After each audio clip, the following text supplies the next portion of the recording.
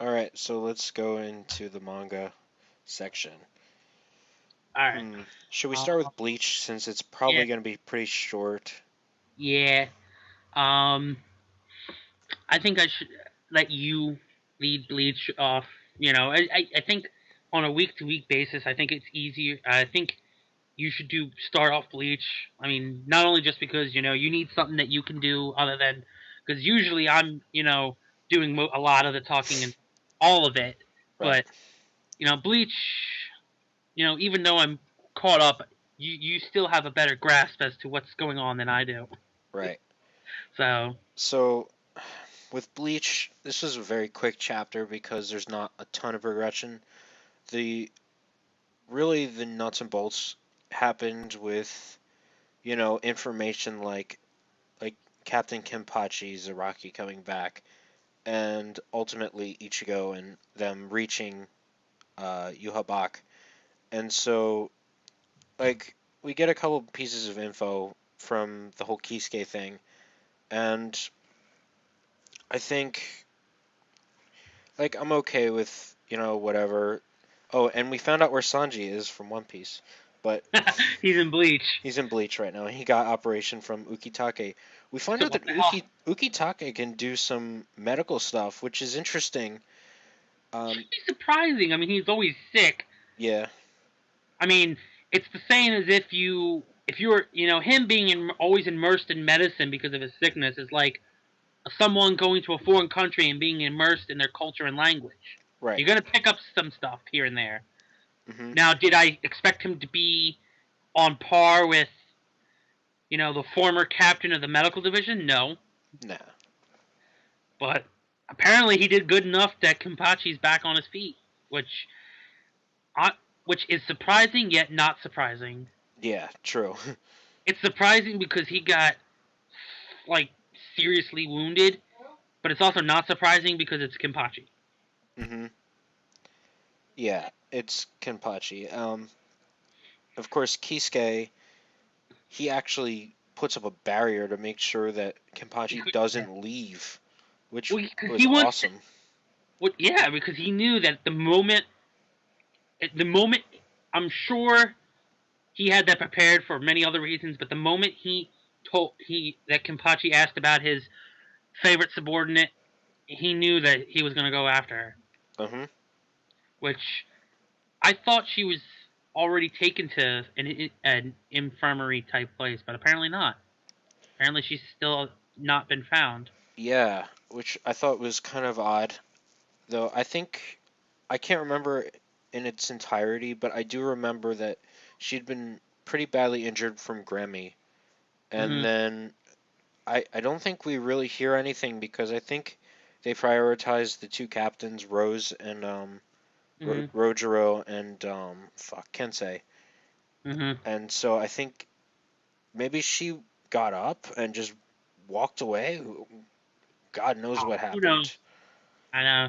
Which is kind of funny that this supposed gathering has all the captains and captains supposedly, but Ikaku's there.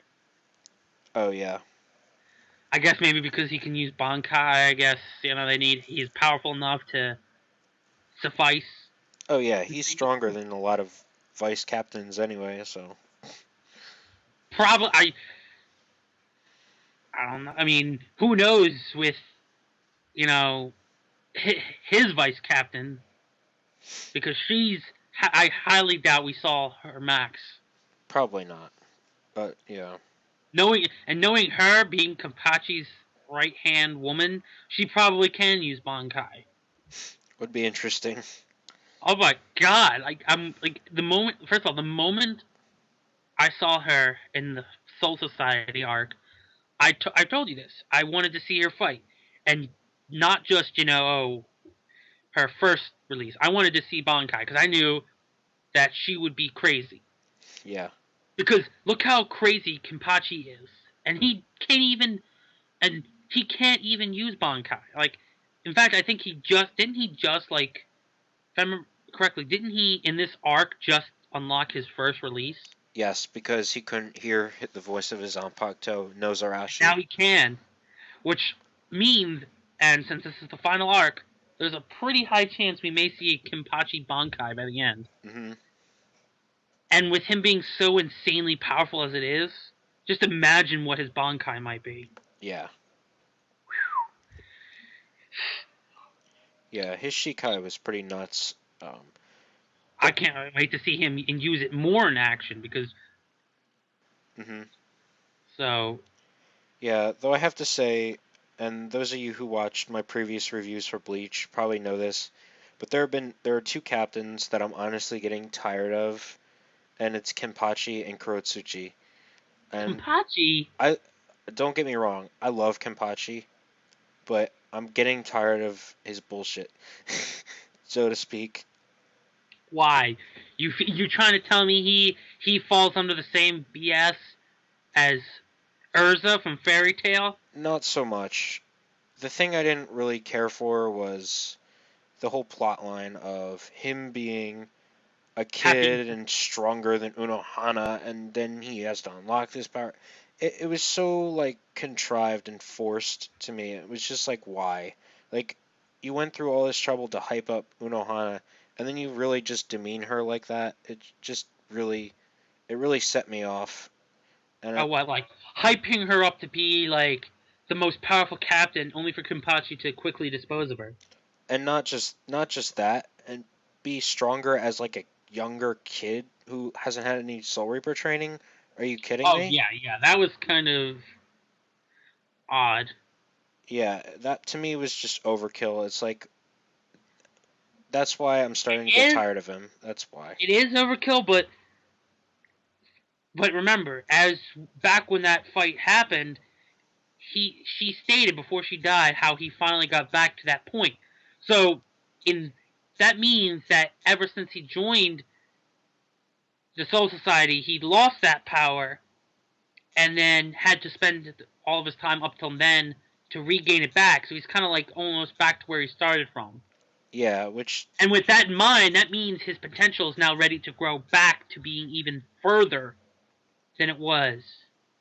Because if he was that strong from the beginning and he never lost that power, he would be too OP at now if he had that power back this entire time. Yeah, and that's what bugs me.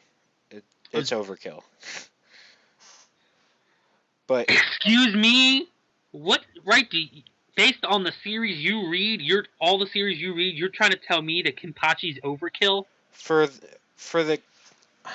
the respective series, yeah, I know. Yes, it's like even Byakuya. Byakuya has had some really like strong power-ups, and he himself has had some ridiculous crap in it, but nothing like on this level where he was always this strong and now he has the potential to go even further. It just doesn't make any real sense to me, and it just seems like it's really forced too, like the way it was presented.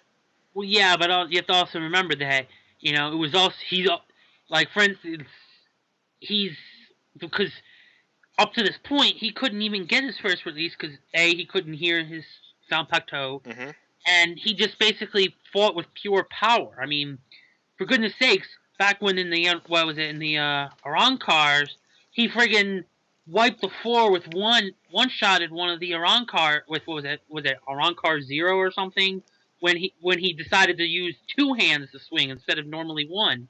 Yeah, it was 5, but yeah. Yeah.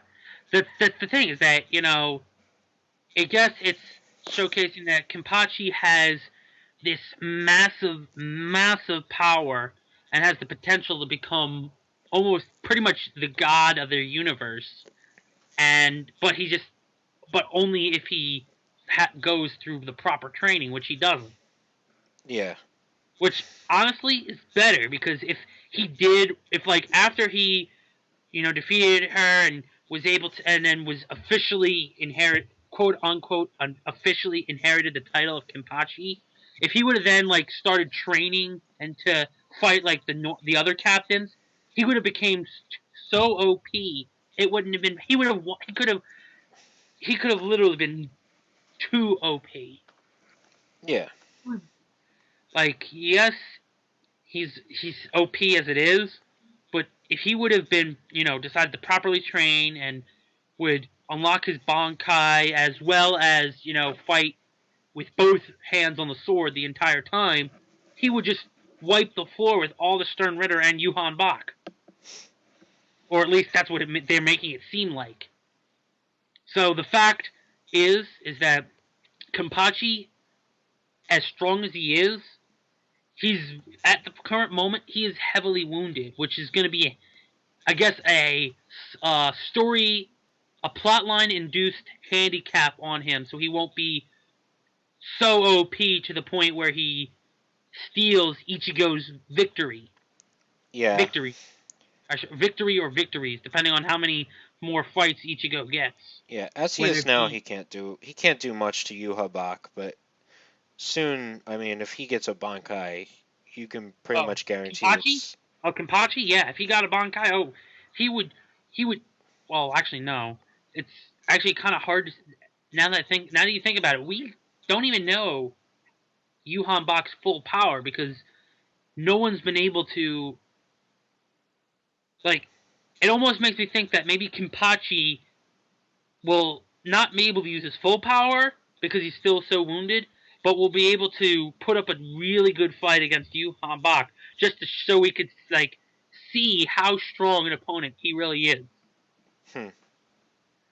Because, I mean, right now Ichigo is standing right in front of him, and Yuhan Bak's about to go a ham on his ass. But Oh yeah. It's definitely gonna be interesting to see how far Ichigo has come since his last fight.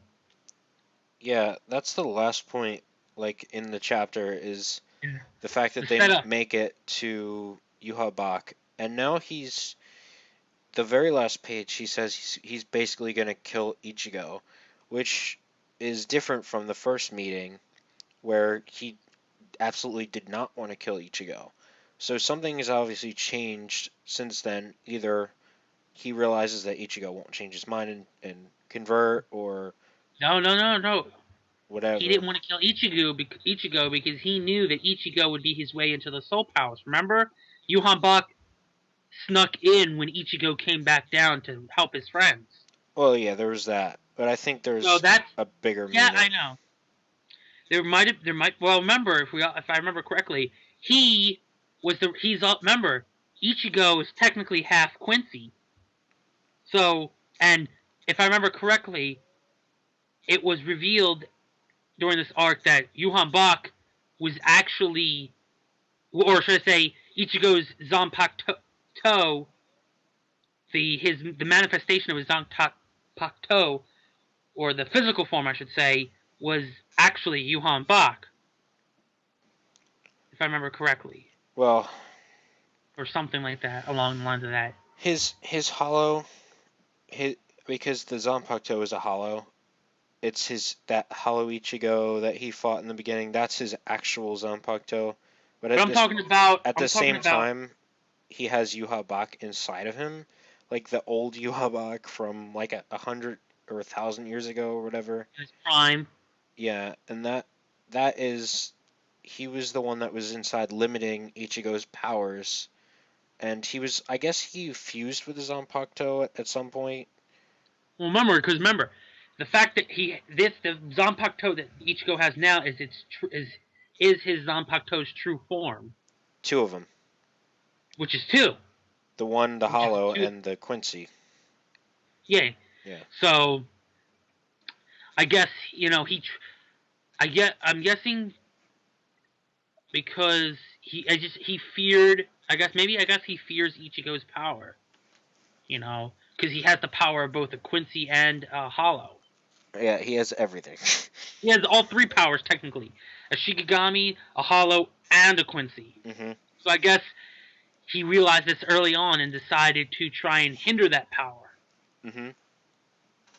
Now, of course, we don't know why. Like, what about Ichigo, this combination makes him such a threat? We don't know.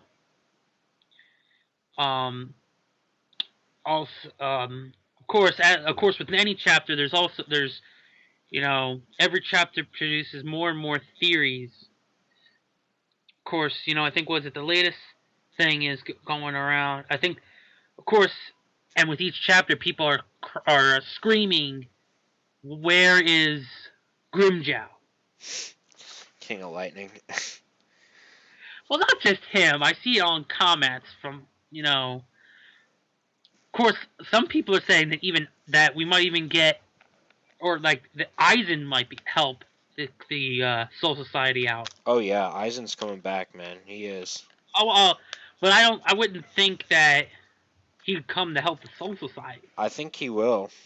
I really do.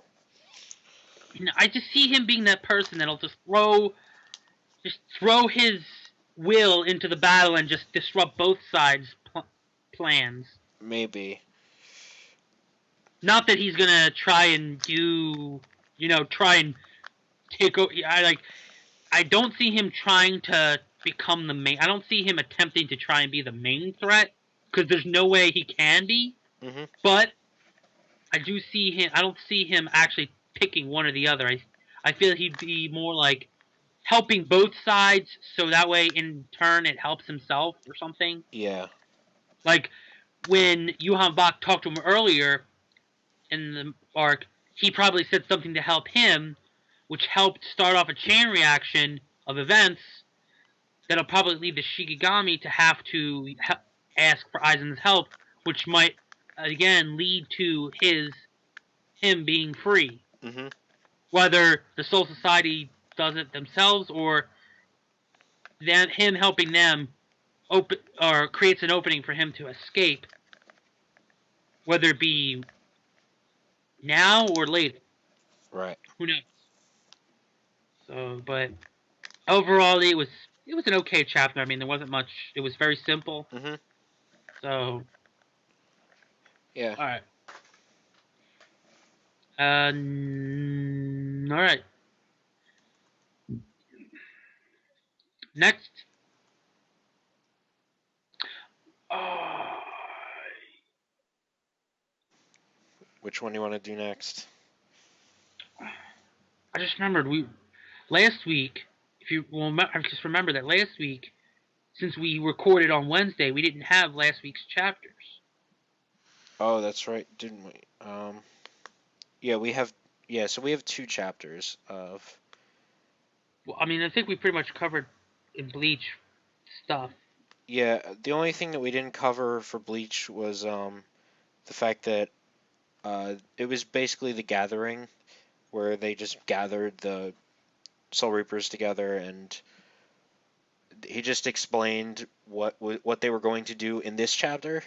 So we pretty Mm-hmm. much covered it, except for the fact that it's been confirmed that Yororichi's brother is actually her brother. Or yeah. Well, we don't need to talk about that, but just keep that in mind when we talk about One Piece and Toriko. Yeah, yeah. We got Fairy Tail, lucky. We got yeah, lucky with we Bleach. all right. But I think we'll do Fairy Tail next, since there's technically one chapter. Since there's one chapter to talk about. Yeah. All right, Fairy Tail chapter 417, right? Yeah, because we only have 1 chapter. Yeah, 417. Uh, well, if you would have asked my opinion on the chapter immediately after reading it, I would have told you it was shit. Because this was, as a manga reader, my first experience reading a non-text a chapter with no text whatsoever. Really? Yeah, Oh yeah, because you came into Fairy Tail at a certain point. The last Guild Arts adventure was also a silent chapter. That's why it threw you off. I get it now. yeah. And of course, that's not something they cover in the anime. Which is surprising, because if they're so desperate to keep from catching up, they might as well include stuff like that. They didn't do the first one. Oh my gosh, it was so funny. No, I didn't even know that there was any Guild Arts solo chapters in that arc. He basically he face faults after seeing something. What was it? Um, he like sees Kana with the fairy glitter in the Grand Magic Games, and he goes nuts. And then he sees something after that, and he face faults from like like when like face faulting from like surprise or something. if somebody does something stupid. And when he face faults, he destroys the whole village. It was one of the funniest things in the whole manga. No, Guild Arts hasn't been in the anime since he left post time skip. I'll get that chapter for you because you'll have to read it. It's a treat. It's better than this one. So. Well, this one, but granted, this one was very interesting. I mean, like I said, this being the first textless chapter I've read, it was definitely difficult to. I mean, yes, pictures are worth 1,000 words, but words would help. But pictures with words is 1,000 plus words. Is 1,000 words plus. Yes. So, needless to say, it was nice to see, the continuing relation, kind of like friend rival / father-son relationship that they have going on, and how Natsu is now apparently like increased the amount of distance he can push Gildart's back by a lot. Because they did show you a comparison, like after you see how far he pushed him back, Gildart's just like, I remember last time he only knocked me back like a couple inches, maybe a foot, but this time I was set back like several yards. Yeah. So it was definitely interesting to see that, the funny interactions with them, hanging out, taking, sparring with each other, and then after Natsu's like, yay, I pushed you back very far, he gets immediately eaten by an animal, and then gets rescued by Gildarts, who destroys an entire mountain. And then just seeing him like, okay, now that that's over, you want to continue our fight? And Natsu's just like, nope. Yeah.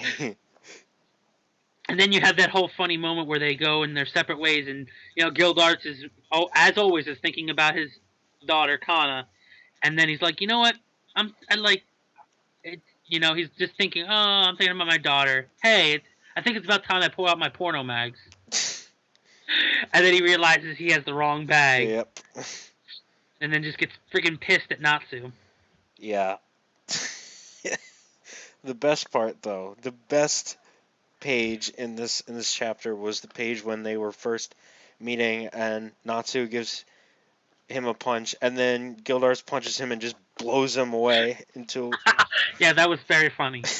Of course, this was following the fact that Gildarts, he kills a beast by punching it in the face so he could eat it, and then Natsu just comes out of nowhere and says, oh, and basically with his facial expression, basically says, oh look, this creature just died, let me eat it, I'm hungry. And then just then they notice each other, oh, hey. And then there was this, a brief scene where before they start sparring, where I think Natsu's like sitting at I guess it looks like a pond or something, and then they have this, Gildarts comes and they have what seems to be like a, kind of father-son moment type thing, where I'm assuming, based on facial expressions, that's where Natsu tells Gildarts of everything that's happened. Yeah.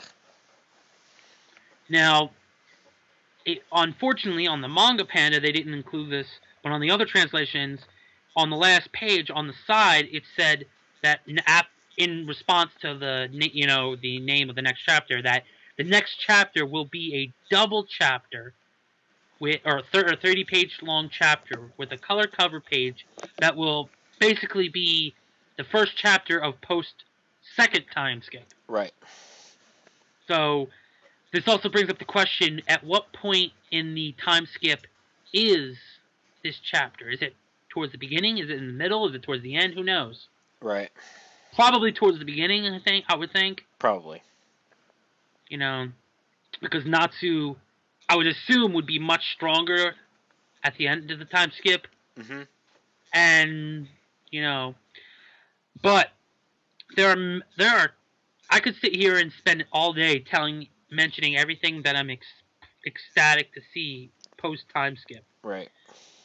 But I think the three most important is, one, how strong has everyone gotten in this 1 year? 2, the new character designs. Because there's going to be new character designs. Yep. Specifically, the one I'm looking forward to the most, Wendy.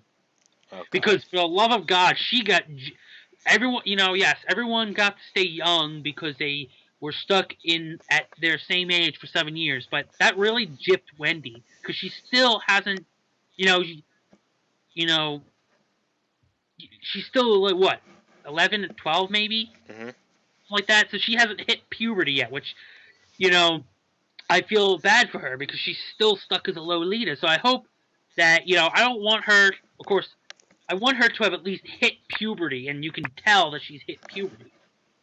Maybe I don't want like friggin' Urza or Lucy sized tits, but I would at least like some like maybe like Levy sized tits, so that way you can tell that she's actually started to grow tits, Okay. and maybe taller because I mean she's worked hard enough. She at least deserves some. Okay. But I don't want him to have her turn from Wendy in this 1 year turn from a Lolita to a friggin' sex symbol Right. with giant jugs like every other fairy tale girl has. And then the final thing I'm looking forward to the most is what happened to the pair, or what's basically the state of all the fairy tale members as a whole, and fairy tale as a whole after this time skip, because at the end of 416 they were fairy tale was disbanded and everyone was talking about how they needed to get stronger, and we had a lot of attention brought to the pairings. So I want to see what has happened. Is has Magnolia been rebuilt yet? Has what is it? Did the pairings actually become couples, or are they still working on that? Hmm. What stuff like that. And since there was no fairy tale for the past year, where did everyone go? And who's going to bring them all together? Because now the one guy I go to review fairy tale says that he hopes that Loxus is the one who takes charge as the quote unquote new master and kind of rallies everyone together to start the new and improved fairy tale. That would be sick. That would be sick because Loxus is a. That's the thing is Loxus honestly, Loxus needs that because after the Taurus arc, he was out for the majority of the Taurus arc because of injury. Yeah.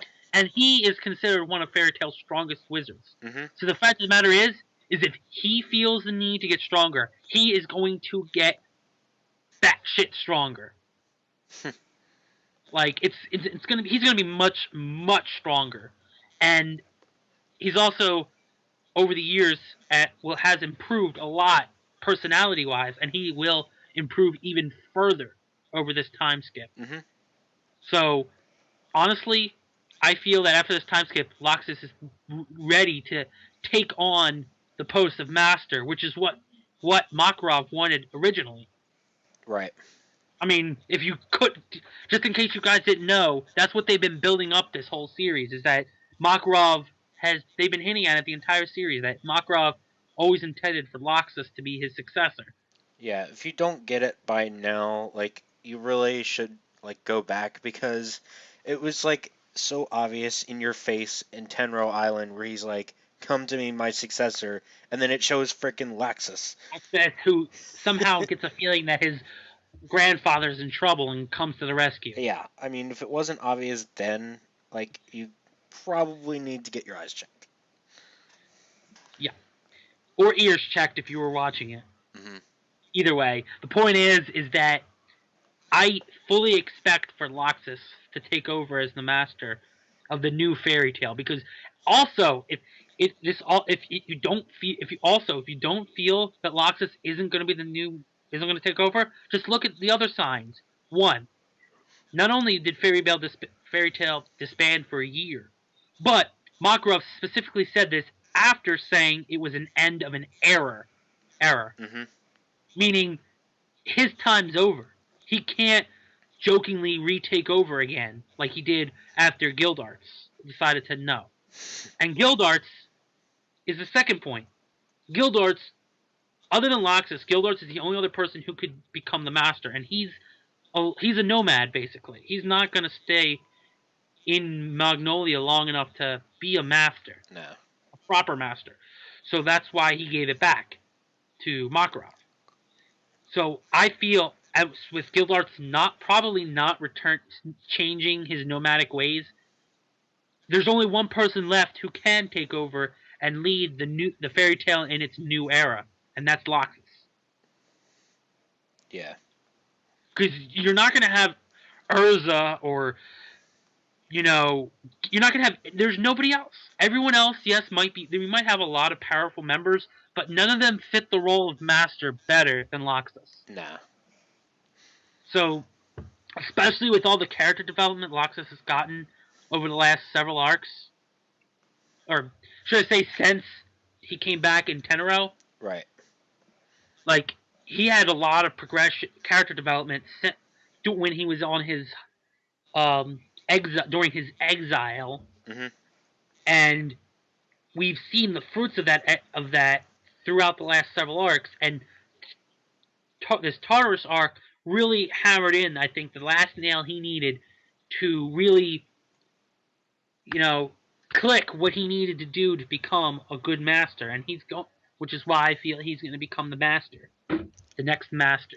Yeah, to me, like, he really showed the fact that he was master material when he literally beat the shit out of his own dad and that entire crew, saying, like, Fairy Tail is my family. Himself.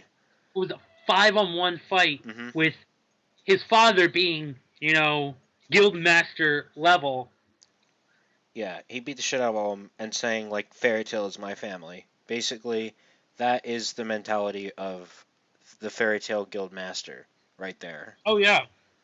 And then the fact that but there was only one thing missing, and that was he wasn't strong enough. And he was, even though he showed a lot of power during that fight, he still wasn't, on a power standpoint, ready. Or there was one more lesson he needed to learn after that, and that was that lesson he learned when he got his ass kicked during this Tartarus arc, and just being laid up like that. It gave him that last lesson he needed. Even though he beat Jura. Yeah. But so it's definitely going to be interesting. Monday can't come fast enough. It can't. So, for this chapter, I'd say it was a decent chapter, but I just can't wait for more. Yeah, I enjoyed the chapter. I thought it was a good chapter, actually. Surprisingly. Yeah. Alright. So, next. We have 2 more, I guess? 3 more? 2 more. One Piece and Toriko. Oh boy. Are we gonna save Toriko for last? Or are we gonna... I think so. I think we'll do One Piece. Alright. One Piece. We have 2 chapters to review this week. Okay, the first one was the Tontada one, right? Yes. Yeah. It was. So we have chapters 774 and 775 to review this week. And our viewers, you might be wondering, why are we reviewing 2 this week? Well, last week we recorded on Wednesday, and the chapters came out Thursday. This week we're recording on Thursday after this week's chapters came out, so we have 2 chapters to review. Right. So, chapter 774 of One Piece was the Tontada focused chapter. It focused on Leo and the Hercules beetle-looking Tontada. Right. As they go to rescue Mancherry, who we finally find out has the Heal fruit. So, and at first it's I believe that she produces some type of magical water, but it's shown that it's her tears that heal. And, we find this out because Jola forces her tries to force her to heal the executives that have been taken out, and basically just proceeds to bitch slap her until she cries, and then you find and randomly heals some random grunt, which of course was a waste on Jola's part, but was good on our part because we might have friggin' Sabo, but pretty much everybody else who is finished a fight. Everyone else is pretty much out of stamina right now. Right. And is very hurt. So, and anyone who isn't in that condition is probably in the middle of a fight, such as Zoro, Robin, Kiros, Luffy. Luffy's still pretty good. Yeah. And Lost, might have lost an arm, but he's still kicking. He's still kicking. And the only other person who isn't, exhausted is Sabo. And Viola, but she's not fighting, so. Viola isn't a fighter. She is, but she's not that much of a fighter. She is, but she isn't. Yeah. She's not. She technically was, before she betrayed them, was listed as an executive, but she wasn't that powerful of an executive. Yeah, she was she shot whales out of her eyes and shit like that, but that was just weird and didn't seem that strong, but yeah. Or useful in battle. Yeah. So, the fact that in 774 they were attempting to completely heal all the executives and then re-sick them on everyone was just, that would have been devastating. But thankfully, once Jola figures out that it's the tears, she tries to use them on the executives, and just before the tears get to the executives, the Hercules beetle-looking Tontada blitzes and knocks all of the executives out of the way, which is, I would say, very impressive. Hell yeah. And then, while they're still in the air, Leo stitches them all together to Jola and then yanks them together so that way she gets knocked out, or somewhat knocked out, by the force of their impact, as we learned, because in 774 we thought she was out, but in 775 we find out she wasn't. Right. Completely, yeah. And then we have that, at the end of the chapter, we have that quick quirk of, Leo says something stupid to the princess, and the princess punches him in the face. Yeah. You've gained weight. Okay, that's... Hello. That's not something you say. But the thing is, it was...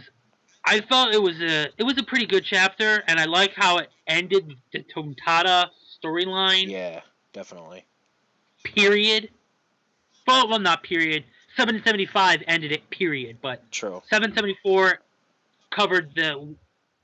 took care of one of the two major plot points of the Tontadas, which was good. But see, it's interesting because now that we have this character that has the ability to heal all wounds with her tears, so much has been brought to people's attentions. One, she's most likely going to be the one that heals Law and gives him his arm back. Or at least that's what the prominent theory is now. Right, I've heard that. Before, everyone was trying to figure out how Law would use his powers to reattach his arm. But now that we have a character that can heal all wounds, you just put his arm up to his, where it was, and then she just cries on it, and it gets magically fixed. So, the fact that her powers are the heal fruit, it pretty much, basically for everyone, the fandom has confirmed that Law is going to have both his arms at the end of this. Yeah. But also, what people think with this is that there's also and I honestly believe it based on the opponent, but believe that there's going to be, that the main fight, meaning Law and Luffy versus Doflamingo and Trable, is going to be bloody. And that Luffy's probably going to, because this Doflamingo versus Luffy fight, which is obviously going to be Doflamingo versus Luffy, because I've said it a million times. Law's going to take down Trable because Treble's Logia, and Law with only one arm isn't going to be able to do shit to Doflamingo, and Doflamingo is going to fight Luffy. But with the recent chapters of how Oda has been taking care of various plot points, seemingly saving the Luffy versus Doflamingo fight for last, tells me we might get another Rob Lucci caliber fight. And if that's the case, Luffy is going to be heavily wounded after the fight. Yeah. Because he couldn't even move after he beat Rob Lucci. Yeah. So the fact that this person with the heal power shows up means that it's not only is Law's arm going to get reattached, but most likely Luffy's not only going to beat Doflamingo, but he's going to get seriously hurt in the process, which I fully believe based on how strong Doflamingo has shown himself to be. Oh yeah. So then we have chapter 775, which starts off with the Tontadas again, with the princess pretending to have a broken leg so that way Leia will carry her because she has a crush on him, and Leo thinks this is annoying, so he insults her for it, and then the Hercules Beetle Tontada hits him in the head, saying, "Just forget it, just carry her. We need to move." Mm-hmm. And then he even as gullible as the Tontada are, even that Tontada's like, "How dense can you be, Leo? She likes you." Yeah. And then the rest of the chapter was just amazing. Like, at first, I thought as we moved on, when we found out it was going to be a Frankie versus Senior Pink focused chapter, I thought it was going to be more of that ridiculous bullshit, like the whole thing we got before, where Frankie was freaking kissing the giant woman just so she would stop talking. Right. But no, it was an intense fight. I mean, a lot more intense than I originally thought it was going to be. With each of them refusing to dodge the other's attacks, and just basically turning it into a battle of willpower. Yep. As to who can outlast the other person. And which was interesting because we also learned why Senior Pink kept suplexing Frankie. And that was, he knew that Frankie's back was still flesh. So the attack he felt would do most damage would be to suplex him. Right. And then Senior Pink makes an ultimatum. If you can survive my next attack, I will basically surrender, because I don't got nothing better. Mm-hmm. And he proceeds to take a very large running start, pick Frankie up, swim up to the largest tower, to the top of the largest tower, jump up just to get some more distance, and then suplexes him from like several hundred meters in the air. Yep. That suplex should have killed Frankie, but it didn't. Frankie got up, but was super bloody. Mm-hmm. And then Senior Pink was like, "Well, you survived. Sorry, young master." And then Frankie proceeds to perform his Frankie Iron boxing to knock Senior Pink out. But before Senior Pink falls to the ground and is knocked out cold, we get a flashback of his past to basically learn why he is the way he is. Yeah. That is, apparently early in his pirating days, he went on, was on an island by himself, and he met this beautiful woman in the rain, and basically wanted to get with her. But before he could say anything, she said how she despises pirates. So he's forced to lie to her so he could have her and not lose her. And they fall in love, they get married, and they even have a kid together. But he leaves to go continuing his pirating, only to come back to find out that his son died of a fever. Yeah. And if that wasn't tragic enough, his wife finds out that he's been lying to her, not knowing. She doesn't know he was a pirate, but she just knows that he was lying to her. Runs out into the rain, only to immediately get hit by a landslide and become basically a vegetable for the rest of her life. Mm-hmm. And then we see it. In order to make his wife happy, he puts on his son's clothing, basically, to make her smile. Now, at first, it was just a bonnet, and then he was like, oh no, this is a stupid idea. But then, when he sees his vegetable wife actually smile, he was like, that's when he makes the decision to wear this baby clothing all the time, because without it, he would never see his wife smile again. Right. Which is, and very, honestly, very, and the fact that you see everyone, even his Doflamingo family members, ridiculing him for wearing such a ridiculous outfit, just shows, honestly, I feel a lot of character on his part. Yeah. And it's just that backstory, which was very impactful for something that was only a few panels. Yeah, honestly, like, this is something I said on Manga Fox earlier, was I really never cared about Senior Pink, but the flashback actually made me care about Senior Pink. It was like the only thing that really got me caring about him. Oh yeah. And well, yeah, because before this, he just seemed like a weirdo pervert. yeah, But no, he was a little there was off, actually meaning. Yeah, it's still a little off, but this flashback gave it some meaning. And then at the end, when you see him lying on the ground unconscious, Frankie's like, "You got it. Sometime we will talk about." I mean, he gets mad at Senior Pink for thinking about something during his defeat that caused him to cry, and then tells him, even though he's unconscious and can't hear it, that someday they should get drinks together so he can tell the story of his beloved and why he was crying. Right. Which I felt was amazing. Now, this one, I don't know why, but for some reason, what was it? The one video, I think it was Sawyer.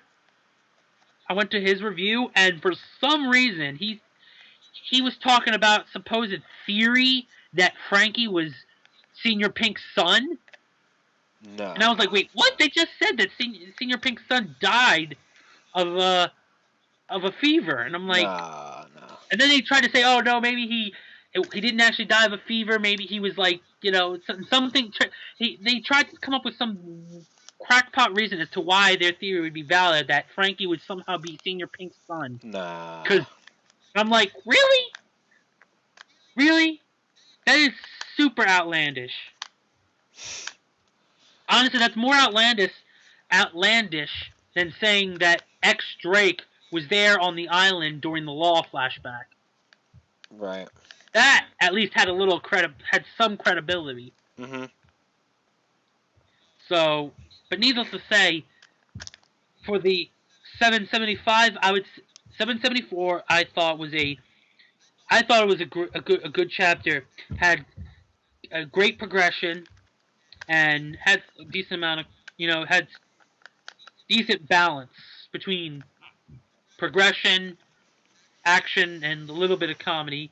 And then with chapter 775, I would say it was a very good chapter to maybe even a great chapter because of the progression and the backstory. Yeah, 774 for me was decent to good. It ended the Tontada thing in one shot, which was nice for me. And then... Well, remember, it didn't complete... 775 completed the other part of the Tontada involvement, which was the factory. Yeah, I know. So now that Senior Pink's taken out, there's no one left to defend the factory, so then Frankie can destroy the factory. Right. And free all the Tontadas. Yeah. 775 was a good chapter. I've said this many times, probably not on the podcast, but in my opinion, Oda, like, I give him shit for certain things, but he is, like, the best at backstory. Like, oh, yeah. the best. And he really showed how he can take an irrelevant character and even make a flashback very impacting for even Oh just yeah. him. Oh So yeah. yeah, And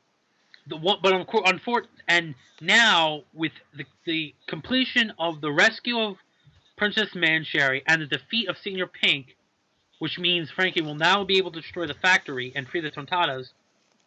There's only 3 things left to cover: the Kiros versus Diamante fight, the Zora versus Pika fight, which I hope is next. I seriously want Zora's Pika versus Pika to be the next one finished, same. because honestly, that fight's been going on for too long. Yep. Same. And then the only other thing is the Luffy and Law versus Trable and Doflamingo fight. Mhm. And with that in mind, now to take his break next week. And I'm like, really?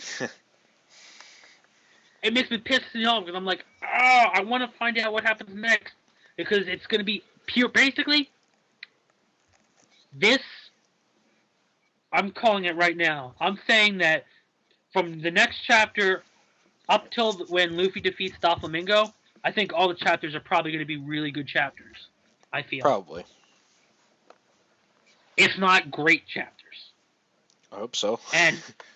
And as we've discussed priorly, whether it be on the podcast or off podcast, once Doflamingo's done, defeated, the aftermath of this arc is going to be probably even huge, more big than this arc was as a whole. Probably. Because there's just so much stuff that could come out of this, so many possibilities, from possible bounty increases, a possible clash with Fujitora and the Marines, whatever could have happened with Sanji and the Sunny, and other stuff. Yeah, he has to come back from Possible Soul Society. straw hats. Possible straw hats, new straw hats, or possible allied pirate group thing, or whatever. There's just so many things that could go on, that could happen.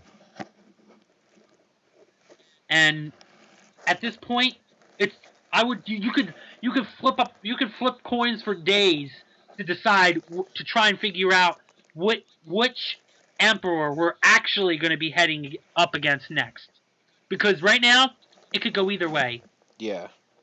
It could go Kaido, it could go Big Mom, or knowing Oda, I could seriously see Oda trying to have the next, because technically the Dressrosa arc, the Dressrosa arc is supposedly part of what is called the Alliance Saga.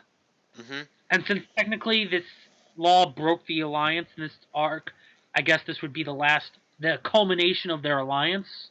Yeah.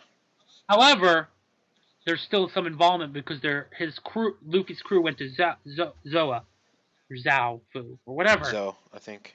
So, anyway, but I could totally see Oda racking up the danger by having the next saga or sets of arcs lead up to a confrontation with 2 emperors at once. Or dealing with their crews simultaneously. Because, he's pretty much set up that they could go up. The fact that they can go either way makes me think because, we are closing in on the end of Dressrosa. And at this rate, we might still be finishing up, we might not be out of Dressrosa until maybe May or June, which means this arc would have gone on. Yes, that sounds ridiculous, but remember, you got to account for the fact that we still have Zoro versus Pika, Kiros versus Diamante, Law versus Trable, and Luffy versus Doflamingo, plus all the aftermath before they even get to leave the island and move on to the next arc. It's probably about right. But that's the reason why I say it's either May or June, is because you have to also account for the breaks that Oda takes. You're probably spot on. Which means that if that's the case, that it ends in May or June, that means this arc's been going on for 2.5 years.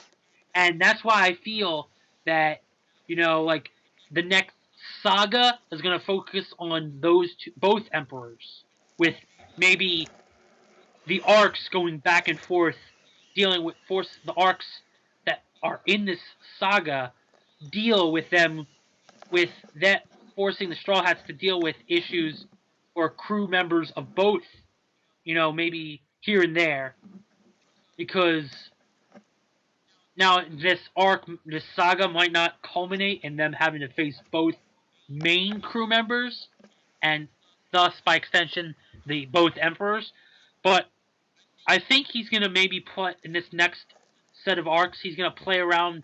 He's gonna still keep us on, keep it where we could go either way.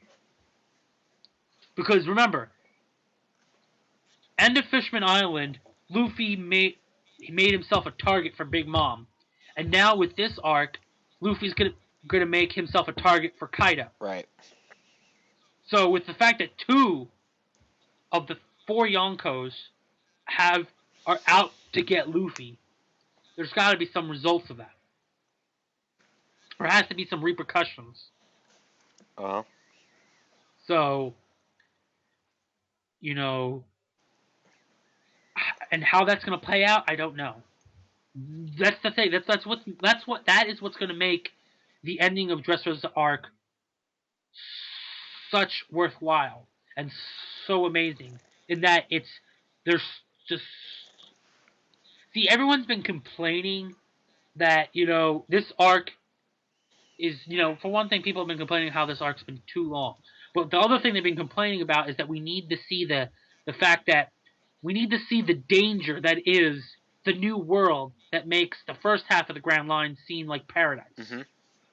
And one of the things that people were praising this arc for was the fact that it was so chaotic and the danger level was just so high and it was just insane. Mm-hmm. That's why I feel that the Straw Hats in the next couple of arcs are going to be flip-flopping between dealing with Kaido and Big Mom, because the new world is supposed to be on a whole new level. So the issues should be on a whole new level. If this was the first half of the Grand Line, they would deal with one Yonko, with only one Yonko on their back the entire time. Mm-hmm. But they're going to probably have 2, maybe even 3, if, friggin' Blackbeard tries to go after them. You don't know. You just don't know. Because Blackbeard is unpredictable. Yeah. And the only Yonko who's not going to go after Luffy is Shanks. Mm-hmm. So, and we know at some point, because it's pretty much a guarantee at this point, that Luffy's going to beat at least one of the Yonko and become one himself. Yeah. At some point. So, honestly, that's the next step for me. So, yeah, that's where I think the next saga is going to take us. I think that's honestly what I feel the next saga is going to lead up to, with it ending with Luffy becoming a Yonko, because the fact that I feel that Luffy's going to beat Doflamingo is going to showcase Luffy at a whole new level of power, because he's going to display some new moves and new techniques that's going to basically make him like in the high tier of vice admirals, because that's what a lot of people believe Doflamingo to be, like high tier. Maybe even because they don't think, because most people aren't saying that Doflamingo's admiral level. Yeah, not yet. Oh. Not yet. So I think beating Doflamingo will mean Luffy will be high tier vice admiral, because as we all know, the vice admirals seem to, for some reason, range very widely in skill and power. Right. Which is odd, and so that's why I feel that, and once he's proved himself to be high vice admiral tier, then he'll be able to move on from there, which is being admiral / Yonko level, Mm-hmm. which is the next step up. So, because it's been, at this point, it's considered that Yonko are probably stronger than admirals. Right. Or it's weird. It's a weird thing, but even though a lot of the fandom thinks that Yonkos are stronger than admirals, I don't think Luffy's going to actually face an admiral in Mortal Kombat until after he's become a Yonko. Right. and proven his power even more. So I'm not gonna say the very next arc Luffy's gonna become a Yonko, but I feel that with this arc, Dressrosa is gonna end the quote unquote alliance saga, and that the next saga, which will probably have maybe 2, 3, maybe 4 arcs in it, however many, will culminate in Luffy becoming a Yonko. Hmm. So maybe not the next one, maybe not the one after that, but maybe like 3 or 4 arcs ahead, which could be whatever. Because they gotta really ramp up the intensity. And also the important thing to remember is that it's been basically outright said that the series will culminate in some major world war type shit. Yeah. So, and the fact that this arc alone took nearly 2.5, is basically going to take 2.5 years to do. What was it? Last year, Oda said 10 years. So that means if that's the case, that means we only have 9 years left. And that might only culminate. Now, if that is the case and it ends in 9 more years, that means that, at an average of say 2 years an arc, that means we might only have 4 arcs, but they just be major, Hmm. which I don't think is the case because Oda is probably going to make it longer than 9 more years because there's just too much left to do, and the fact that Dressrosa set the bar for the now. Do I think the next arc or even the next 2 arcs are going to be anywhere nearly as long as this? No, because if you think about it, a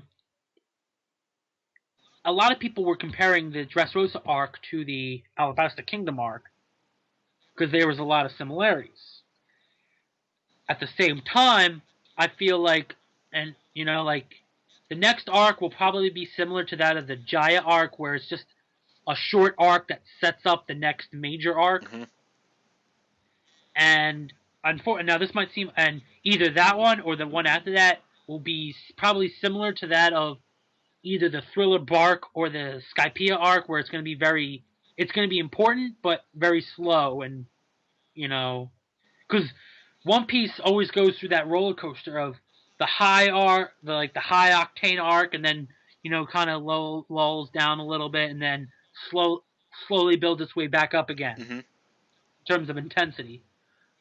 So, because I noticed that as I'm watching it, and as our friends are watching it, it's stuff like that.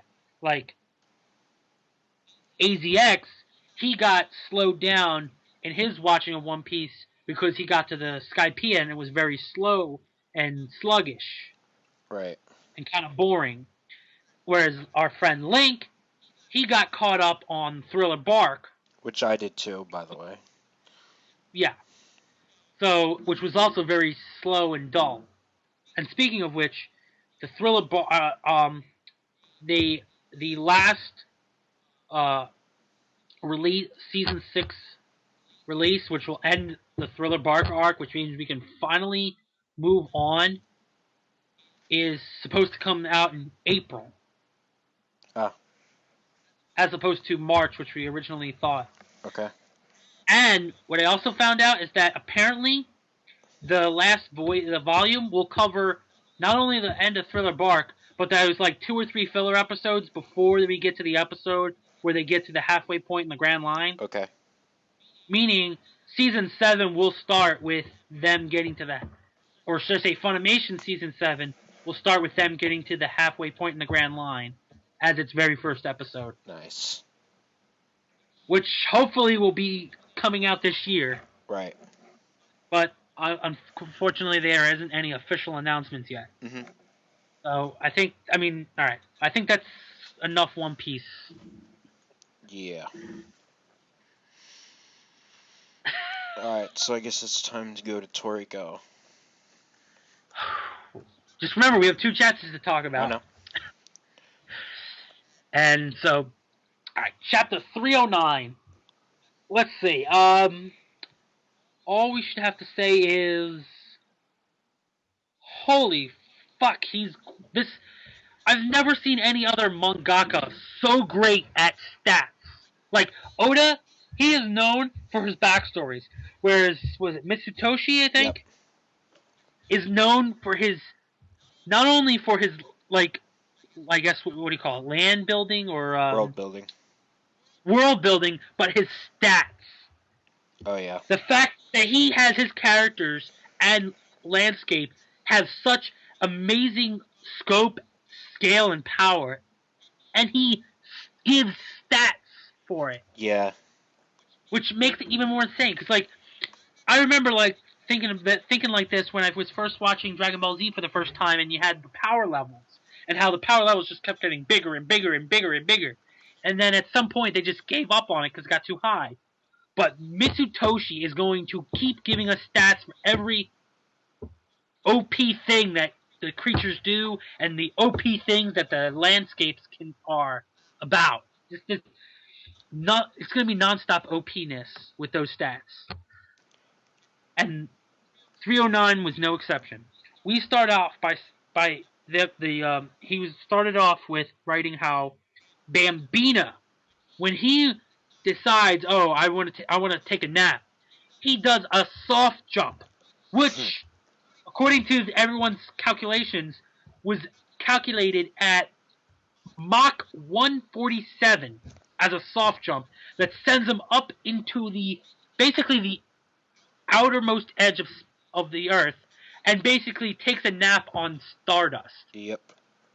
Like, what? And then he falls down, and him hitting the ground is his wake-up call. Right. And he just gets up and he's like, ugh, that was a good nap. Like, really? Just, really?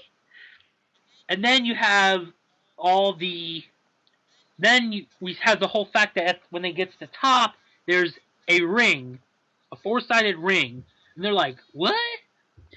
So then when Bambina finally comes down, they decide, all right, let's play. And Bambina just basically does the same things he did to them last time, but they are actually able to keep up with him and not get blown away.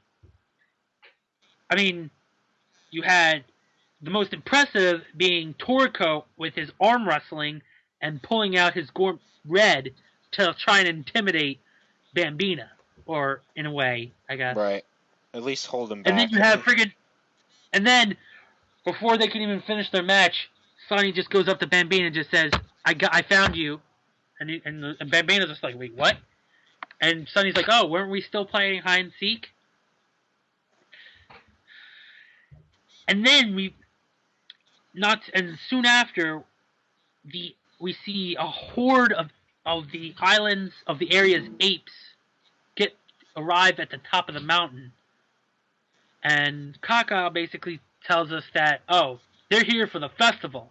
They're like, what festival? Oh, they're here to see a battle festival. And they're like, what? So we end off 309 finding out that unfortunately the four heavenly kings aren't going to be playing their way to getting the pair. They're going to be fighting their way to get pair. Right. Only thing I have to say is about the soft jump being Mach 147. That is really good because it's a soft jump, but it's also not the fastest stat we've gotten. Oh yeah. Well, see, yeah, that's the one thing that, yes, we have to understand is that, or it was actually specifically said by King of Lightning about how people were saying when they saw this chapter that Bambina is just too OP and it's unfair. But he was like, bitch, sit down. I need to remind you of something. The Cooking Festival arc. Hello. You saw a glimpse of endgame power in that arc. Not just that, we actually got a stat from Tengu Branchi of a Mach 30,000. 30,000. Yeah. Which makes him even faster than anything that Bambina's done so far. So far. And the fact that people like Tengu Branchi and Midra, who was doing freaking Meteor Spice, the fact that people like that are going to get stronger. Yeah. You haven't seen OP yet, No. or at least Toriko OP. No, not yet. What was it? And they were even talking about. He was also talking about the one guy, I forget his name, who was able to regenerate from one cell. Right. I believe that was the guy that Brunchy was facing. Yeah, I think it was Elg or something. Yeah, but the fact of the matter is that there is just simply, it's that despite how OP Bambina has been, it's only going to get more OP. Oh yeah. Oh, and of course you can't talk about the cooking festival arc without talking about the grand knocking. You just can't. Anyway, chapter 309 I thought was a very good chapter. I thought it was a very good chapter. Yeah, it was pretty good. Now, 310 was Mr. Toshi's just being unfair right now. I know we were just talking about it being not unfair. It's not unfair, but it is. It is, but it isn't. First of all, everyone was questioning last week about the fact that there were 5 billion apes on 100G Mountain, and the fact that people kept mistaking it because they were like, oh, well, how come, the newcomers are able to be up there? And I'm like, no, that's not the case. There are 5 billion apes. Mm-hmm. So all the newcomers are at the bottom. Right. Because there's just so many apes, they can't all fit at the top, obviously. Yeah. And that the ones at the top are the only ones who can make it to the top are assistant masters and masters. Mm-hmm. And that apparently this festival, surnamed the Mon Fest, yeah, I believe is something like that, is basically started out as a festival to showcase for the assistant masters and masters to showcase their Enbu skills. But because of their desire to want to become one of the 8 kings, it's become a battle to the death against Bambina. And apparently every year it's a different type of competition. And luckily for us, this year, the 4 Heavenly Kings will be competing in a monkey wrestling match. Which I thought was pretty funny. It could have been anything, but no, it had to pick wrestling. Wrestling. And so then the 4 Heavenly Kings step into the ring and they're like, at first it seemed like all 4 of them were going to fight Bambina at once. But then they're like, no, it's traditionally one-on-one. Zebra's just like, give it. Oh, sorry. I skipped over an important part. Before we get to that, they're like, well, we can't take Bambina on when he gets in a fight because Coco collapses. And you're like, what? Because right now our stamina is not good. Even though we were able to ward off those being his playmates for 0.01 seconds, the fact of the matter is that it took a lot of energy out of us, and we've been doing Enbu for 3 days straight, so our stamina is not good right now. Mm-hmm. And just when you think that Mitsutoshi was going to force them to fight Bambina with low stamina, he just cranks the weird factor up to 11. Oh, God. And Bambina just, I guess, dances around and which causes his 2 testicles to clack together, and apparently instead of making a weird fleshy type noise as you would expect, it makes a bell sound. Which, if that wasn't weird enough, the sound he emits has a taste to it that actually not only fills their bellies, but completely restores their stamina. Yep. And basically, Coco's like, oh, so this is how the nutrients from the actual pair get around the island. By him jumping around and his testicles bouncing against each other. It sends out a sound wave that gives nutrients to the entire area. Like, really? Screw it. This wasn't 11. This was friggin' 100. Weird factor 100. Like, really? I know. The sound of 2 balls' testicles clapping together keeps this island alive. I know. It's like the food is supposed to make you, hungry in Toriko. This was just fucking disgusting. I know that in some parts of the world, testicles are a delicacy, but this is just getting even weird for weird sake. Yeah. Like, it's like at this point, Mitsutoshi's like, I just feel like he just thinks to himself, how can I make it even weirder this week? And then they're like, okay, now, and then Bana's like, all right, now that I healed you with my magical testicle bell, now let's get back to the fight. Get to fighting. And so then they decide, oh, let's all four of them fight. Now, Zebra points out that, I want to fight because my fist, my throat is itching to fight, or burst or something, I think he said. Yeah. And my sound will only destroy. It won't heal anything. And then Zebra's like, I'm going to fight Bambina first. And then Sunny's like, well, because I goofed up the last time and blinked in front of him, I want to be the first one to fight. So then the other four heavenly kings, get out of the ring and let Sunny start the match. Bambina blitzes him and basically throws him into the ropes for like 20 kilometers. That he doesn't give a stat for. But that was those ropes stretched far.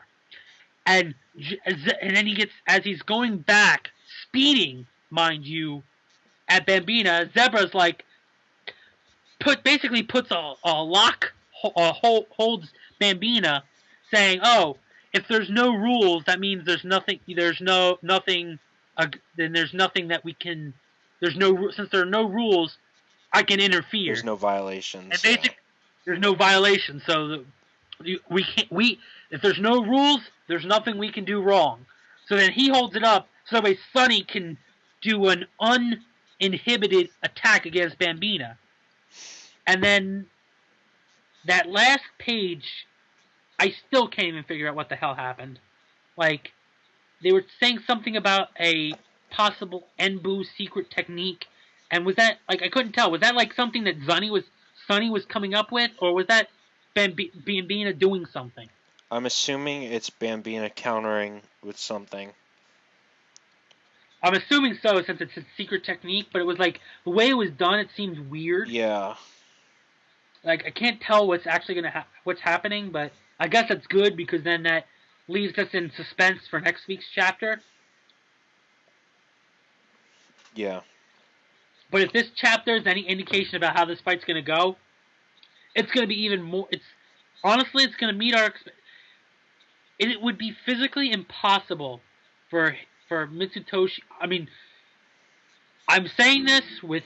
And you should take this with a grain of salt. Mitsutoshi cannot, and I repeat, cannot exceed our expectations with this fight, because he've already put them so high. Now, the reason why I say take it with a grain of salt, because Mitsutoshi would also take a look at that statement and said no. And then turn it around and find a way to make it exceed our expectations. Right. Even though they were already high as all hell.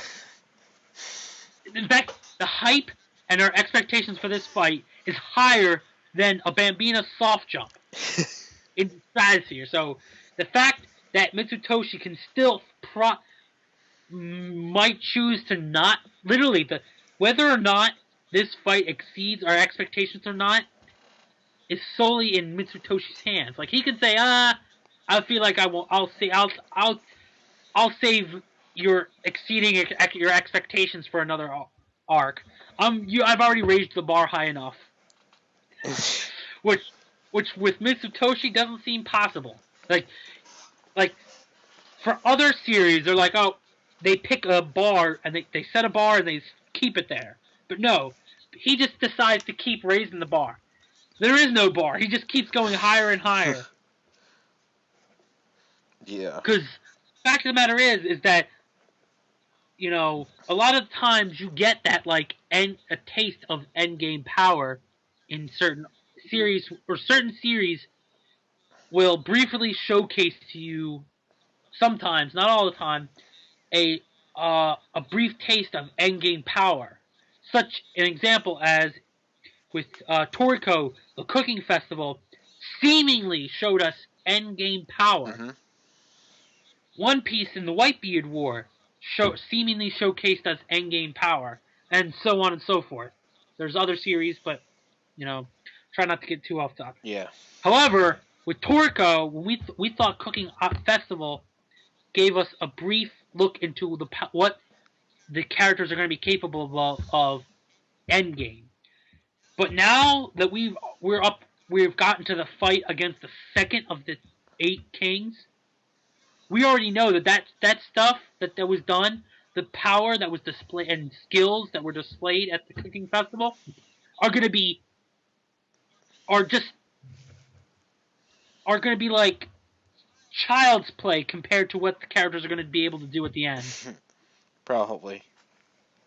Which is why I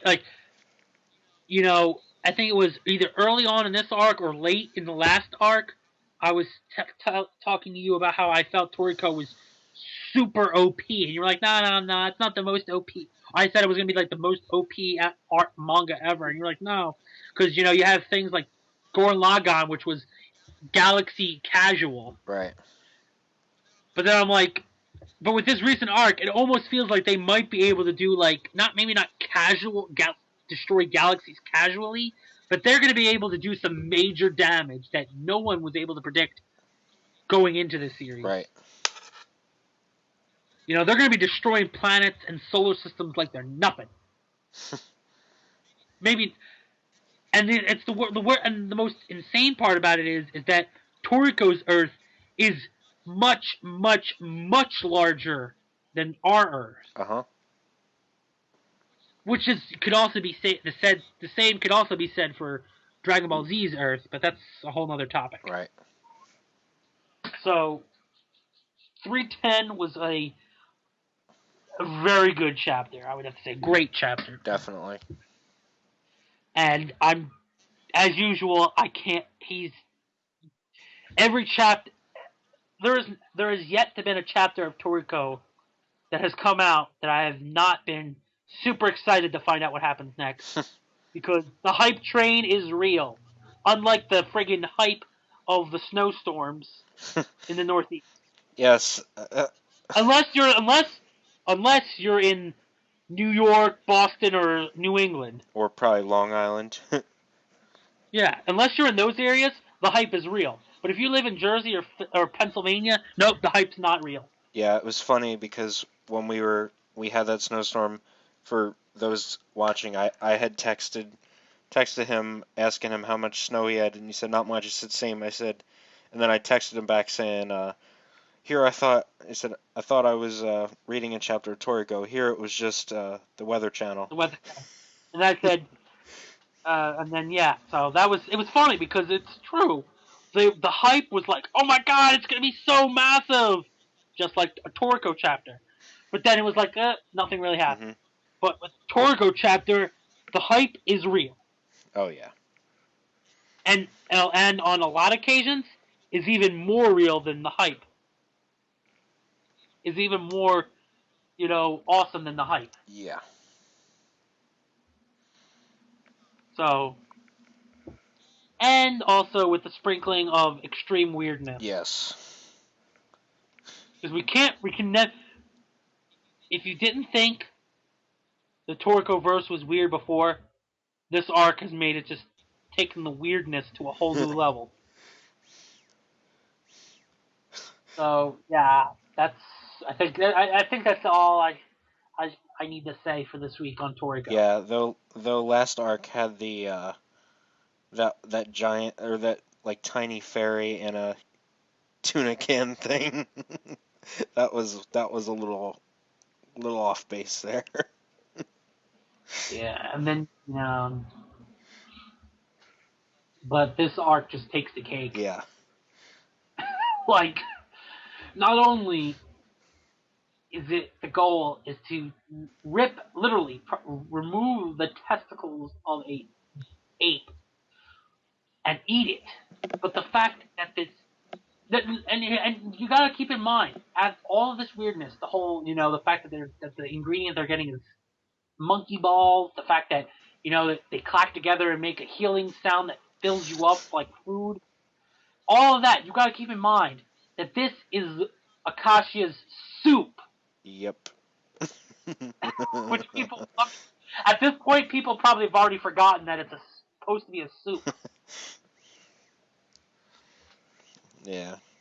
So what are they gonna like freaking cook the testicles and then crack them open and it'll be a giant bowl of soup? Like Zebra's just gonna squish him in his hand and just be like, ugh, and it'll just flow out into like a pot. here's the other question though that people are also forgetting.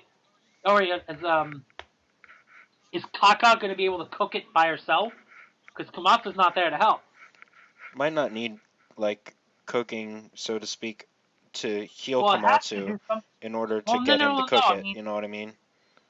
well, no. I mean, I think. Well, because remember, in the Toriko verse, every ingredient has a preparation method Yeah.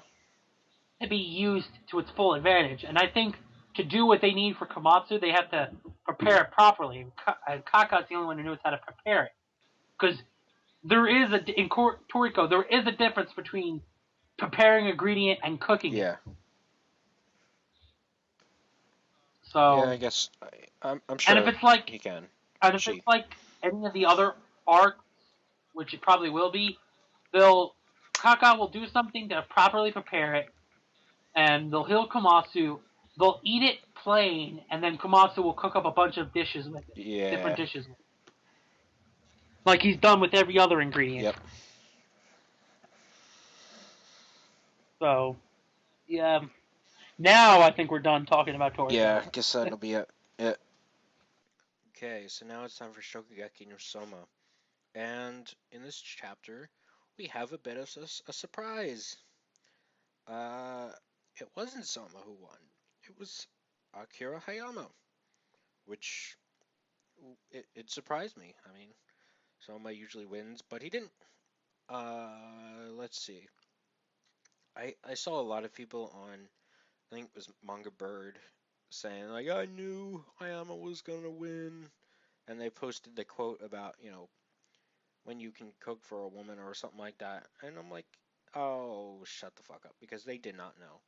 It was obvious that they did not know for sure, because that quote was probably after the fact. Mostly because that quote came into their head afterwards. That happens to me a lot, but it was not obvious. I can tell you that much. It was not even close to being obvious. It indicated more that it was going to be Soma's victory than anything. And actually, it seemed that Soma, in terms of everything, was the winner, except for the fact that it was not his specialty.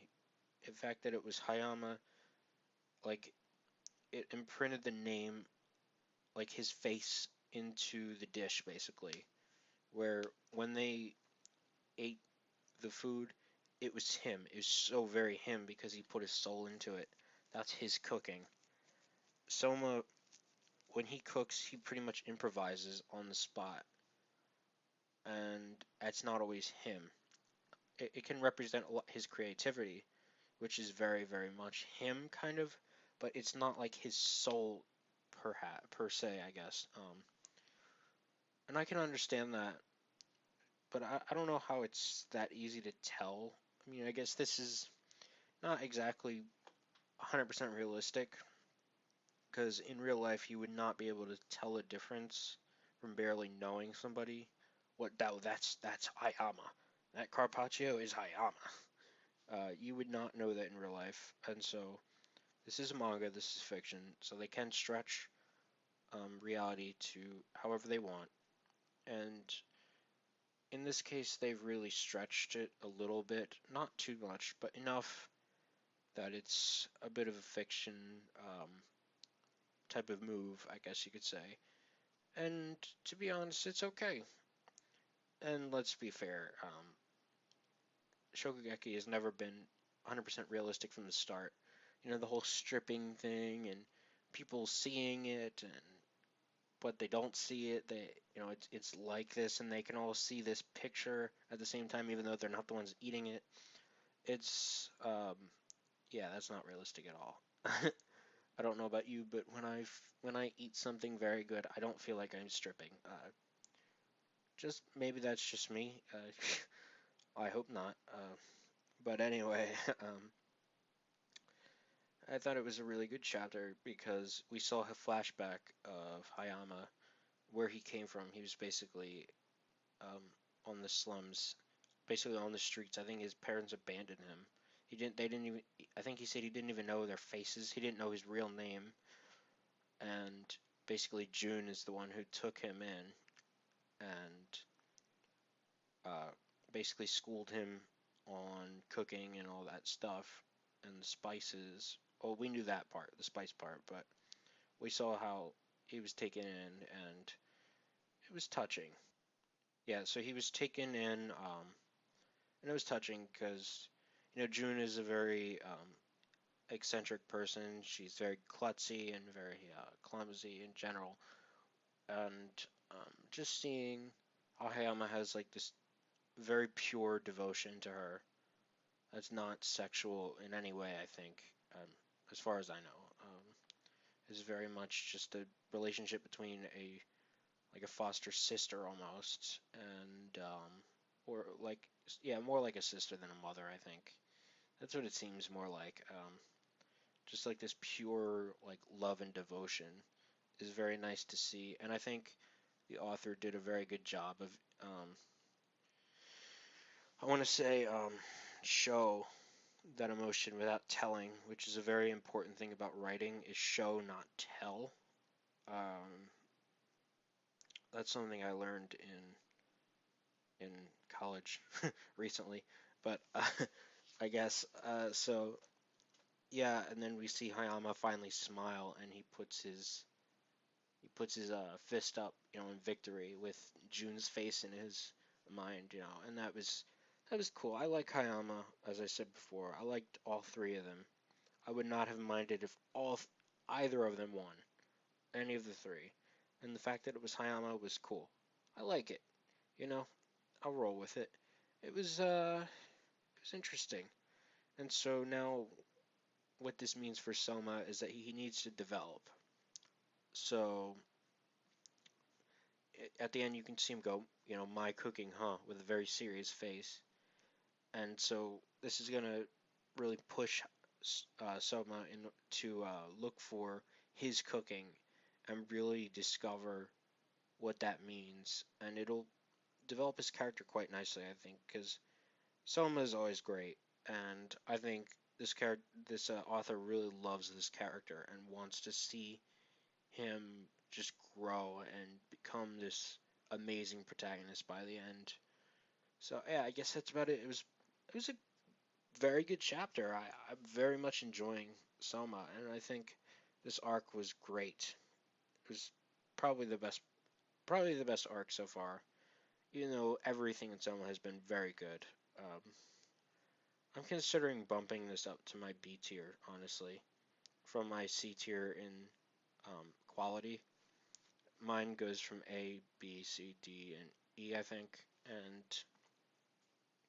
B has stuff like JoJo, Kuroko no Basket, Toriko, Slam Dunk, Bleach, Fate Zero, it's things like that.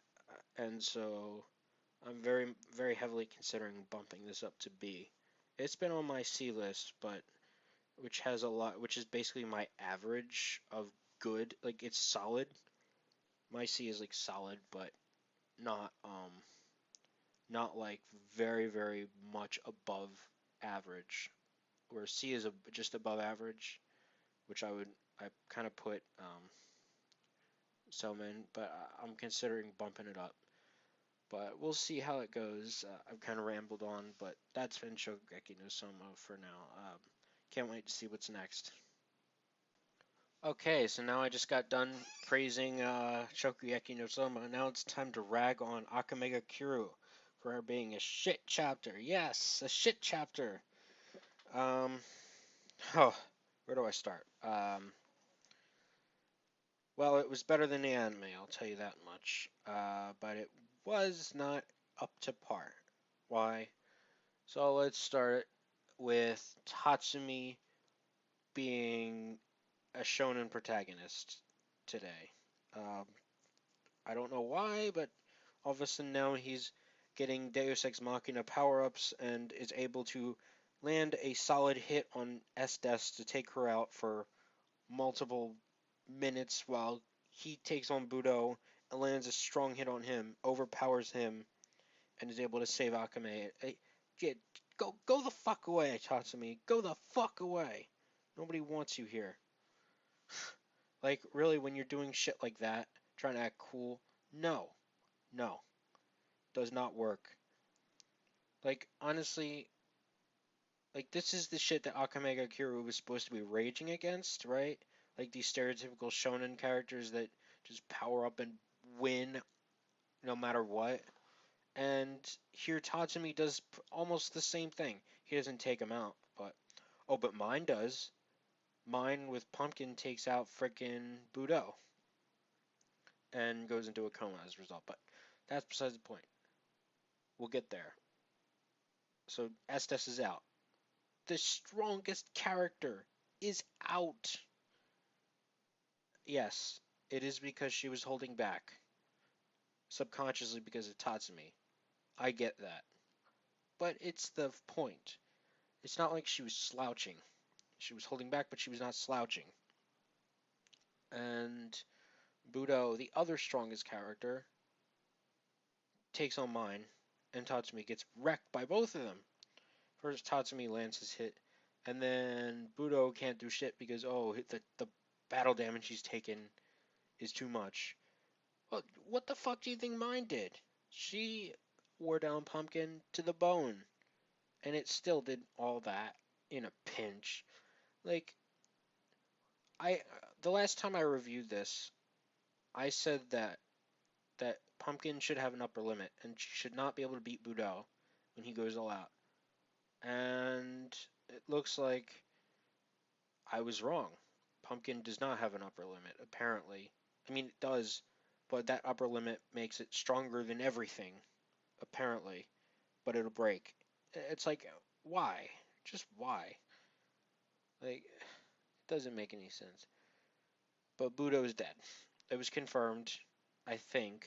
I mean, they said that the news of his death spread, but I mean, there's a chance he's alive, but it's doubtful because of this series is frickin' MO, which is just killing people off, just left and right. Not as much as the anime. The anime had worse bloodlust than the manga, but this was pathetic. This chapter was absolutely pathetic. And let's see. Yeah, mine's in a coma. Great. Not really. I don't. I mean, I didn't want her to die like in the anime spoilers. I didn't want her to die like that. I thought, like, when I saw Budo up ahead and that clash between beams, I seriously thought that they were going to start following the anime. I was like, you better fucking not. And they didn't, thankfully. Thankfully. But what they've done is not much better, unfortunately. Robic is still dead. They got away. Luckily, nobody else died. But mine is in a coma. So, for all intents and purposes, we've still lost a dynamic in Night Raid. Even though she's not dead, she might come back. We've still lost that dynamic. That is the point of keeping characters alive right now, is to keep the dynamic rolling. There is not enough characters to diversify this manga anymore. Estes is, Estes, my favorite character right now. We have Wave, and we have Kurome so far. Isn't Ron dead? I think he's dead in the manga. So yeah, I mean, the Jaegers are pretty much dismantled. Night Raid is down to Tatsumi, Akame, Negenda, and Leone. That's not a lot. That's 4 members. We've lost Susanoo, we've lost Chelsea, we've lost mine for all intents and purposes. We've lost Shaylee, which means we've lost half or over half of the Nightmare members. And that's not good. It's really not. We're losing dynamic as this series goes on. Wave is honestly better than Tatsumi, but now his screen time is minimal because the Jaegers have dismantled. Um, we have Leone, who's solid. I like her. I like Najenda. She's also pretty solid. And Akame is typical, but enjoyable. I'll give her credit. I do enjoy Akame to an extent, even though her character is objectively pretty bad. Pretty typical, just whatever. But she's enjoyable. I like, her eating habits. It's for, her size and everything. It's funny.